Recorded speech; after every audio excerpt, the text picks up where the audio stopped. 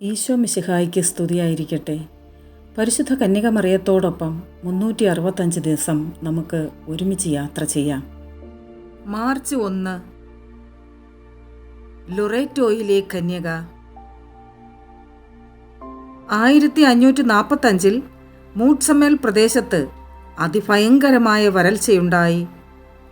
പട്ടണവാസികൾ San Salvador പള്ളിയിലുണ്ടായിരുന്ന കന്യകാമാതാവിൻ്റെ സ്വരൂപം വഹിച്ചുകൊണ്ട് പ്രദക്ഷിണമായി 3 mile അകലെയുള്ള വിശുദ്ധ വെറോനിക്കയുടെ കുരിശടിയിലേക്ക് പോയി. തിരിച്ചു വരുമ്പോൾ സാൻ ജുവാൻ പട്ടണത്തിലെത്തിയപ്പോൾ ഫാദർ ലോറൻസ് ബോയിക്സിന് സ്വരൂപം വഹിക്കുവാൻ വളരെ ഭാരമുള്ളതായി തോന്നി. പെട്ടെന്ന് പ്രദക്ഷിണം നിർത്തുകയും മാതാവിനെ പൊതിഞ്ഞിരുന്ന ശിരോവസ്ത്രം നീക്കിയപ്പോൾ മാതാവിൻ്റെ ഇടത് കണ്ണിൽ നിന്നും കണ്ണുനീർ പ്രവഹിക്കുന്നത് കാണുകയും ചെയ്തു. ഉടനെ മഴ പെയ്തു. മാർച്ച് 1 കണ്ണുനീരിൻ്റെ മാതാവിൻ്റെ തിരുനാൾ ആ നാട്ടുകാർ ഇന്നും ആഘോഷിക്കുന്നു.